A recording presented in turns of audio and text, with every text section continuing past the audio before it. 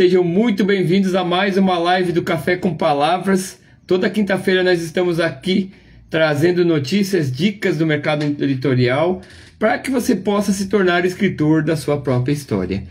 E hoje nós vamos trazer um tema bastante interessante. Antes de a Gisele entrar aqui na live, vou falar um pouquinho do que a gente trouxe lá na live de quarta-feira, que a gente faz todas as quartas-feiras lá no canal do YouTube, no perfil, né, no canal que se chama @editoranp.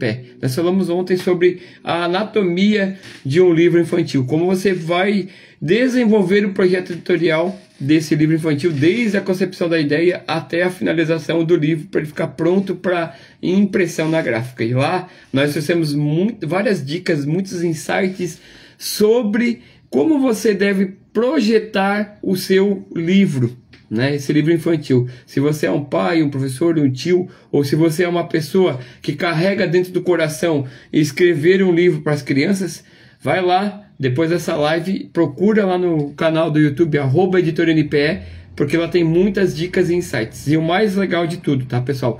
Nós sempre fizemos lives que no máximo de 30 minutos. E por que fazer lives rápidas assim? Para que você possa assistir e reassistir quantas vezes forem necessários antes de começar para fazer as anotações e colocar em prática os livros e, claro, se tornar escritor da sua própria história. Vou chamar a Gisele aqui agora para a gente poder falar da nossa audiência, dos nossos escritores, dos nossos mentorados, quando se fala de livro infantil. Gisele já está entrando aqui daqui a pouquinho na live. Estou chamando ela aqui. Assim que ela entrar, a gente já começa a fazer as perguntas aqui para ela, né? Enquanto ela não entra, eu vou falando um pouquinho mais, né, sobre essa questão de quão é importante você trabalhar sobre essa questão do livro infantil, né? Esse é o mês da criança. Na semana passada a gente trouxe a Amanda aqui, a nossa filha, que fez o lançamento dela na Biblioteca Municipal aqui de Blumenau, e foi legal porque ela trouxe muito sobre essa questão da criatividade e da imaginação, né? Então, tudo que ela falou na live de semana passada é do coração dela, como é que eu vou dizer para vocês? É singelo, é dela mesmo, não tem nada do pai, não tem nada da mãe em relação ao produto que os livros que ela está fazendo. Tanto que ela já tem a coleção dela, das meninas que pegaram algumas coisas, né? O primeiro livro foi A Menina que Pegou a Lua, o Sol, e na semana passada ela lançou o livro A Menina que Pegou a Lua, e vai ter uma sequência de mais 3 livros até ela fechar essa coletânea de livros infantis dela, né? Então acompanhe a gente aqui na editora, né? E é muito importante assim, que você entenda que mesmo que você faça um livro infantil com seu filho, com uma criança, isso não se torne uma questão obrigatória, né? Que seja uma brincadeira e uma diversão para a criança, né? Tanto é verdade que o fato que a gente teve, que a gente sempre gosta de elucidar aqui, é que a Amanda levou 2 anos, né? Ela lançou o primeiro livro com o propósito de participar de uma roda de conversa que a Gisele foi convidada na Semana Municipal do Empreendedorismo Feminino, em novembro de 23, e ela só foi lançar o segundo 2 anos após, né? Porque a gente não quis que ela fizesse por obrigação, e sim fizesse porque isso é uma diversão para ela, né, Gisele? Bom dia, Gisele, tudo bem? Bom dia, pessoal, bom dia. Vamos conversar então hoje sobre livros infantis, é isso? Vamos falar aqui, né? E hoje nós vamos trazer aqui um pouquinho sobre os conceitos e elementos que você pode assistir lá na live do YouTube, na @editoranp. Quais são as 5 perguntas que os nossos escritores, mentorados e a nossa audiência mais fazem quando se trata de livros infantis, né, Gisele?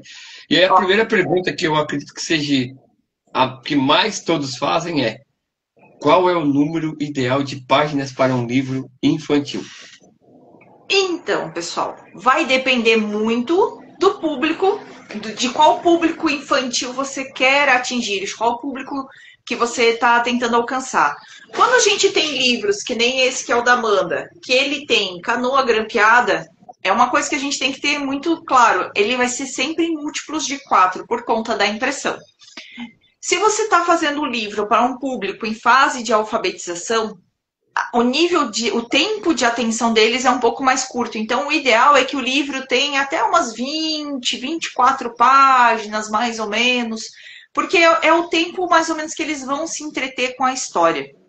À medida que você quer alcançar públicos mais velhos, 9, 10, 11 anos, são públicos que conseguem, são crianças que conseguem passar mais tempo lendo o livro. Então, você consegue colocar mais conteúdo, você consegue aumentar a quantidade de páginas, às vezes fazer um livro de 50 páginas, às vezes um livro de 60 páginas, com ilustração, com um pouco mais de conteúdo, para que eles possam, sim, se entreter com o seu livro. A quantidade ideal de páginas, qual é a melhor quantidade de páginas? Gente, vai depender muito da sua história, vai depender de como você quer contar a sua história. Nós já tivemos livros, já tivemos contatos com livros onde tem às vezes 4, 5 histórias, onde quem conta a história é somente a ilustração. E o texto aparece só mais para frente, ou às vezes o texto é só uma pequena palavra dentro da página. Então, vai depender muito de como é que você vai desenrolar essa história, como é que você vai apresentar a ilustração. Os livros da Amanda, né? Vou trazer o da Amanda porque é o que eu tenho aqui hoje de exemplo. Os livros da Amanda, eles têm uma média de 20 páginas, tá? De 20 páginas, contando de conteúdo. Mas são frases curtas. São frases curtas acompanhadas da ilustração para que a criança possa, sim, desenvolver a criatividade e conseguir imaginar a sua história também, né, Jeff? É isso aí, isso aí. Então, assim, né, pessoal, não se preocupe com a quantidade de páginas. Obviamente, quando a criança está naquela primeira fase de alfabetização, a gente tem, vamos botar assim, 3 níveis, né? Do 0 aos 4 anos, o livro é mais lúdico, é mais sensorial, e não tem, às vezes é só a letra para eles assimilarem, por exemplo, o C com casa, o B com bola, o D de dado, enfim. Nesse público da primeira infância, são livros que não existem textos, e a quantidade de páginas fica ali no máximo 10, 12 páginas. Quando você entra na segunda infância, que é dos 6 aos 8 anos, é o momento que a criança está entrando na fase de alfabetização e está começando a aprender a ler e escrever, entra esse conteúdo mais voltado de livro que a Amanda traz, né, com ilustração e frases curtas. E como muito bem colocado pela Gisele, é uma idade que eles não prendem tanta atenção no livro. Então, o ideal é que ele fique ali em 20, 24 páginas, quando muito 32 páginas. Aí, por que a gente está falando em quantidades múltiplas de 4? Porque um livro infantil ele precisa ser formatado de 4 em 4 páginas, né? Por conta do processo de impressão.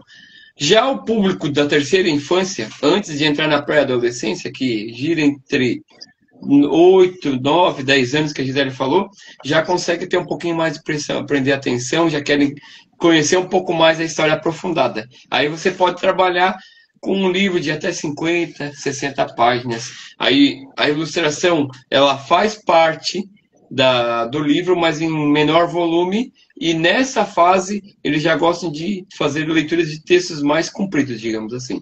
E aí, passando para pré-adolescência, o público infanto-juvenil, aí a gente já começa a produzir livros com mais de 50, 60 páginas, porque daí eles já entraram no universo da leitura, porque vieram acompanhando toda essa fase, né? Se você inspira, motiva o seu filho desde quando ele era pequeno, com certeza para ele não vai ser problema ler um livro de 100 páginas, né, Gisele?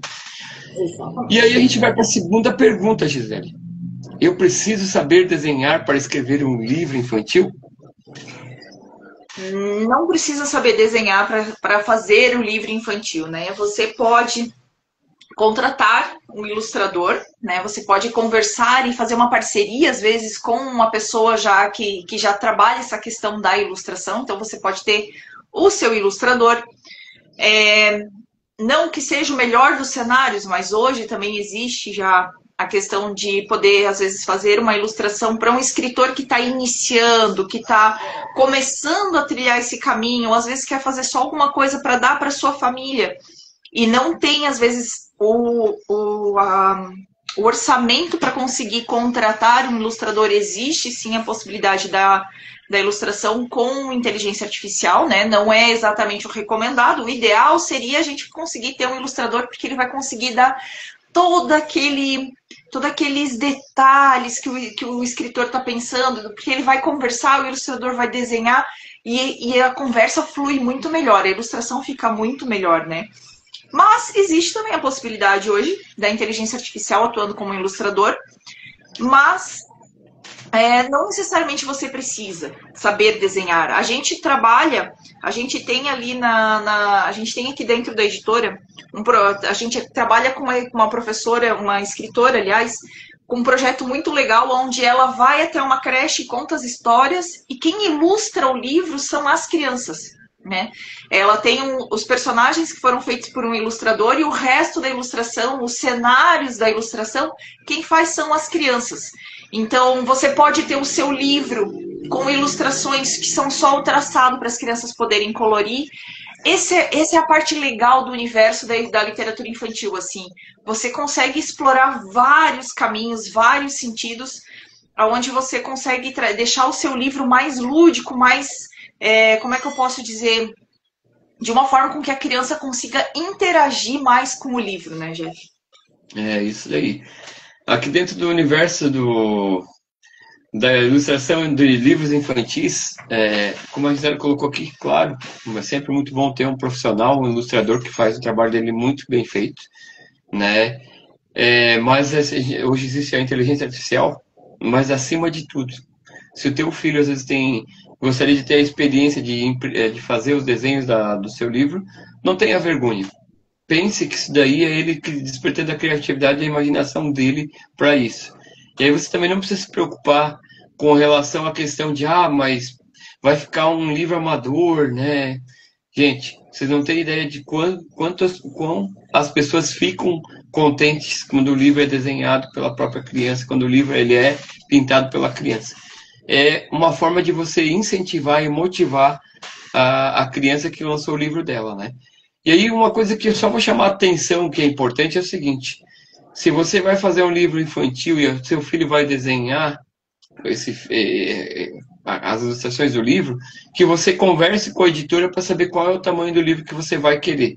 No caso, a gente trabalha aqui com 3 tamanhos, né? O 15 por 15, o 20 por 20 e o 21 por 29,7 centímetros. Então, se você vai pegar o 15 por 15, é importante que você dê uma folha no tamanho de 15 por 15 para o teu filho desenhar, para que depois ele não ocupe o espaço todo, não cria um desenho muito grande que não caiba num tamanho de 15 por 15, né? Agora, se você quiser saber mais detalhes de como fazer essa ilustração, como respeitar as margens, vou te convidar para ir lá na live do canal do Editora NPE. Ontem à noite a gente falou de todos os elementos principais, como é que você vai formatar e desenhar o projeto editorial do livro infantil, né? Gisele, terceira pergunta: como devo formatar o texto para enviar para uma editora? Então, pessoal, a gente trabalha muito com a questão do texto. Quando tem um livro infantil, a gente pede para que o escritor nos envie o texto já mais ou menos separado, o que ele gostaria que tivesse em cada página. Por exemplo, quando a Amanda, eu vou trazer o exemplo de novo da Amanda, quando a Amanda escreveu, então, esse livro aqui, ela escreveu a história primeiro, depois ela separou a história no que ela gostaria que tivesse em cada página, então cada trecho da história, onde ficaria em cada página, e abaixo disso, ela colocou entre parênteses o que ela gostaria que tivesse na ilustração. Então, isso facilita com que a gente consiga trabalhar, até inclusive quando a ilustração e o texto eles estão juntos na mesma página. Porque daí a gente consegue montar o que a gente chama de projeto gráfico. A gente consegue colocar a história e consegue colocar já alguma marcação para a ilustração, para que o escritor já consiga mais ou menos pensar como é que vai ficar o livro dele e de que forma a gente vai conversar com o ilustrador, né? De que forma que a gente vai falar com o ilustrador para que ele saiba o que vai entrar, o que tem que, quais são os elementos que tem que estar presentes dentro dessa ilustração, né? Então, quando o escritor manda para a gente o texto, se ele conseguir já mandar dividido, eu gostaria que isso fosse uma parte do texto e estivesse ligado a uma ilustração que mostrasse, sei lá, um cachorro passeando na rua, ou o cachorrinho, que nem a gente já teve o livro de uma gatinha, que conta a história da gatinha que foi adotada. Então, vinha o trecho e embaixo o escritor já colocava entre parênteses, às vezes numa cor diferente para chamar bem a atenção, o que ela desejaria que tivesse naquela ilustração. Para que a gente consiga, então, já conseguir imaginar a história junto com o próprio escritor, né, Jeff? Isso aí. E claro, né, você pode estar se perguntando assim, mas tá, a Gisele falou tudo isso aí e eu não entendo como é que eu vou mandar. Você pode mandar no arquivo no formato Word, né? Ou mandar em PDF. O mais importante é que você deixe detalhado todas as informações para que a gente da editora possa poder montar o projeto editorial e validar contigo antes de fechar o projeto de diagramação, criação de capa e mandar para impressão em gráfica, no caso, né?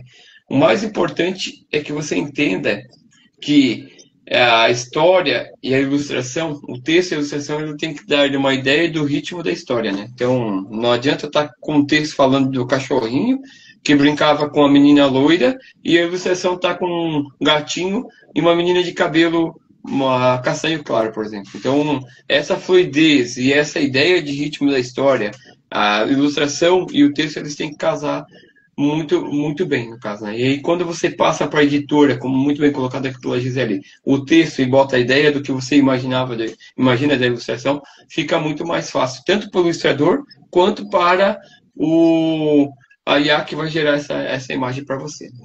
Quem vai criar o prompt da IA vai fazer para você, no caso, né?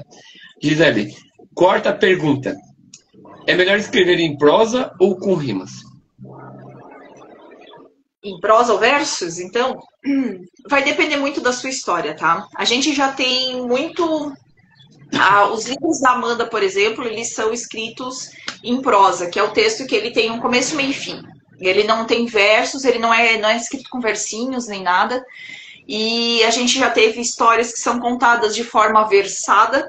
Então, o escritor, cada página vem uma estrofe da história. A gente já teve livros onde a gente tem a história um pouco maior em cada página. A gente já teve livros que são poesias para crianças, então a gente tem a ilustração e tem a poesia inteira. Vai depender muito de como é que de que história você quer contar e de que forma que você tem facilidade de escrever. Porque às vezes você pode pensar, não, o livro para criança todo tem que ser versinhos, mas eu não sei, eu tenho dificuldade de conseguir escrever esses versinhos, né? Vou dar bom dia aqui para a Vanusa, que está dando bom dia para nós. Então, às vezes, você não tem facilidade de escrever versinhos, mas você tem facilidade de contar aquela história de forma corrida, como é a situação da Amanda. A Amanda conta a história de forma corrida e as ilustrações vão conversando, né? Então, isso é muito particular de cada escritor, a forma como ele vai colocar o texto no papel, né? Então, isso é uma coisa que é muito particular, né? Essa questão de como você vai escrever a história depende de como a criança quer contar a história, né? O mais importante é que o texto, quando alguém lê, o adulto for ler, ou uma outra pessoa for ler, que ela entenda que quem está contando aquela história, quem escreveu aquela história foi uma criança. É óbvio que às vezes na simplicidade da forma como ela vai contar a história, fica claro que foi ela que escreveu, no caso, né? E não o adulto. A gente adulto quer escrever um livro e quer deixar muito perfeito para que e se preocupa com o que outra pessoa o que o leitor vai fazer, o que os outros vão pensar do que você escreveu. E o que eu mais gosto de falar para os nossos escritores e mentorados que o mais importante é a mensagem que você vai entregar, a mensagem de transformação que você vai entregar para aquele leitor no final daquela história, né? E aí ontem na live você até comentou que os livros da Gisele, na live não, numa reunião com o escritor, né? Os livros da Amanda têm uma lição de moral. Então, depende de como for o contexto da história e da facilidade que a criança tem para escrever. Não se preocupe. A criança que quer escrever uma história, ela vai ter facilidade porque ela tem a simplicidade e ela tem a inocência que a gente acaba perdendo quando adulto, no caso, né, Gisele? Exatamente. Caminhando agora para a última pergunta, e acho que isso aqui talvez seja o maior receio dos pais, dos professores, dos adultos, né? Como eu devo registrar os direitos autoral da história do meu filho, da criança que está escrevendo? Muito bem. Então, para essa questão de registro autoral para conteúdo produzido por menor de idade, o registro autoral ele é registrado no nome da criança, mas é sinalizado que tem um responsável legal. Então, entra a documentação também junto do responsável legal, ou o pai, ou o avô, ou o tutor legal dessa criança.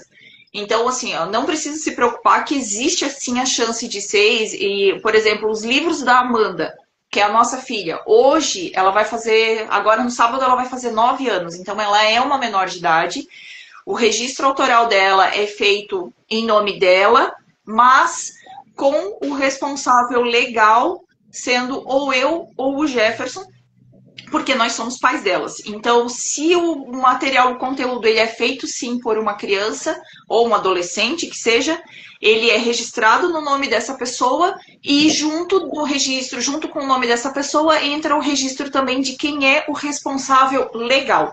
Lembrando, pessoal, responsável legal é ou o pai, ou a mãe, ou quem tem a tutela legal desta criança, quem é o responsável perante a justiça por essa criança, né? No caso de não ter, de repente, o pai ou a mãe, ter alguma situação desse tipo, quem é o tutor dessa criança, ele se torna, então, o responsável legal. Legal, legal, né? E aonde é que eu faço isso, né? Hoje a gente pode mandar tanto para a Biblioteca Nacional, aonde você garante o registro da obra no território nacional, né? E hoje, com a tecnologia, a gente tem plataformas de registro dos direitos autorais de maneira digital e que funcionam, né? Que tem, eles valem para mais de 170 países, né? E aí o que acontece? Na Biblioteca Nacional, você envia lá para a Biblioteca Nacional, que é no Rio de Janeiro, e eles levam em torno de 6 meses para poder validar o registro da obra, né? Acho que é 120, 180 dias. E já no digital, automaticamente você tem o registro autoral vendido, né? E aí uma curiosidade que eu trouxe aqui, além disso, né? Você pode estar se perguntando assim, qual é o período de validade desse registro autoral, né? Essa idade, ela começa a contar 70 anos após a morte do escritor. Então, assim, o registro autoral... Contando a partir do 1º de janeiro, do dia 1º de janeiro, após a morte do escritor, começa a contar a partir dali 70 anos, tá, pessoal? 70 anos. E aí, só para fechar a live de hoje com mais uma informação importante, e obras que são feitas em coautoria, né, que tem mais de um escritor, só passa a valer a partir da morte do último coautor sobrevivente. Ou seja, se você tiver uma autoria, está escrevendo um livro com autoria, onde tem pessoas mais experientes, se você é mais novo, digamos assim, o que acontece? Pô, então eu vou escrever e quando o primeiro morrer, eu já vou vai contar a partir de 70 anos. Não. Então, pensa que um livro, ele vai passar pelo menos por mais de 100 anos. O registro vai estar valendo por mais de 100 anos, com certeza, né? Tem toda essa questão aí envolvida, né? Gi, eu acho que a gente entregou o objetivo final da nossa live, era trazer que essas 5 perguntas, né, dando sequência a essa live de quinta-feira, Café com Palavras, hoje falando um pouquinho mais sobre o tema de livros infantis, porque a gente está no mês de outubro e como na semana passada foi o lançamento da nossa filha, a gente resolveu trazer também essas perguntas, porque houve muita pergunta, tanto no lançamento da Amanda, quanto na rede social, e o pessoal vindo perguntar para a gente essas dúvidas que são as principais que tem quando se fala de livro infantil, né, Gisele? E por conta né, de a gente estar fazendo todo esse movimento de mostrar que a Amanda é escritora, a gente teve também uma procura muito grande de pais dizendo assim, meu filho escreveu uma história, como eu posso transformar essa história em livro, né? Então é por isso que é tão importante a gente trazer também essas informações para vocês, né? Na quinta-feira que vem, semana que vem a gente vai estar voltando de viagem, é possível que a gente faça a live no período da noite. Aí vai ser um café com palavras à noite. Com palavras, para ninguém perder o sono. Um chá com palavras, é verdade. Então, provavelmente a gente deve fazer com vocês a live no período da noite, tá bom? Só respondendo aqui a Vanusa. Vanusa, não é que o direito só passa a valer. A partir do momento que você registra os direitos autorais, o direito autoral é do escritor. Quando o escritor tem essa situação que o escritor ele falece a partir do momento da morte do escritor, esses direitos ainda são protegidos daí para os seus herdeiros legais por mais 70 anos. Depois disso, essas obras viram domínio público, que eles falam. Por exemplo, os livros de Monteiro Lobato. Hoje, eles, se eu não me engano, já são domínio público. Tem algumas coisas que já são domínio público. Escritores lá do início do século XX, após 70 anos depois da morte do escritor, esses direitos ainda são protegidos aí para os seus herdeiros, tá? Realmente, quando a gente falou ali, ficou um pouquinho confuso, mas não. É que esses direitos são protegidos hoje por lei no Brasil, são protegidos por 70 anos ainda após a morte, tá bom? Por nada, por nada. Tendo dúvidas, vocês perguntam e a gente responde. É bem por isso que serve essas lives, tá bom? Muito legal, muito legal. Muito obrigado pela sua participação, né, Vanessa, por você estar aqui com a gente.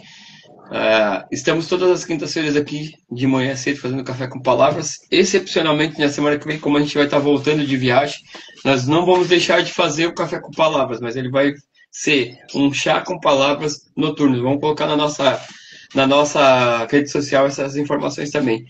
E a live de quarta-feira à noite que acontece no YouTube, né? Se você não nos segue, você pode ir lá buscar. A gente também falou bastante sobre o livro infantil ontem, os elementos principais, né? Busque lá por @editornpe, porque você vai ter mais informações sobre o livro infantil se você assim desejar, né? No mais, eu quero agradecer vocês que estiveram aqui presentes com a gente nessa live, uma live do Café com Palavras, né? Agradecer você, Gisele, que trouxe aqui essas respostas para a nossa audiência, os nossos escritores e nossos mentorados, né? E nos seguimos aqui, né? Se você tiver se você tem vontade de escrever um livro, não sabe como começar, ou está com o manuscrito pronto e precisa de uma editora para fazer a diagramação do seu livro, entra em contato com a gente. Manda uma mensagem aqui embaixo, um comentário embaixo dessa mensagem, dessa live, que está sendo transmitida no meu perfil aqui pessoal, eu que sou mentor de escritores, ou entre em contato com a gente via direct message lá no perfil da Editora NPE, né, da Gisele ali, ó, @editornpe, porque a gente pode sim fazer com que você se torne escritor da sua própria história e num valor de investimento muito menor do que você imagina. Entre em contato com a gente, porque você vai se surpreender com o investimento inicial e com a entrega da nossa equipe, da Editora NPE, né, Gisele? Exatamente, né? Esperamos todos vocês para acompanhar, convidamos para que vocês sigam a Editora NPE, sigam o Jefferson, que a gente vai sempre trazendo conteúdos novos do mundo literário e curiosidades para que vocês possam estar sempre bem informados e entendam como é que funciona por trás da publicação de um livro, né? Isso aí. Muito obrigado, Gisele. Vocês que assistiram, você que vai assistir essa live gravada, deixe seus comentários aqui. Vanusa, se você tiver mais alguma dúvida, deixe no comentário dessa live que a gente vai responder com certeza para você. Um grande abraço e até a próxima quinta-feira, pessoal. Tchau, tchau. Boa semana para todos e até mais. Tchau, tchau.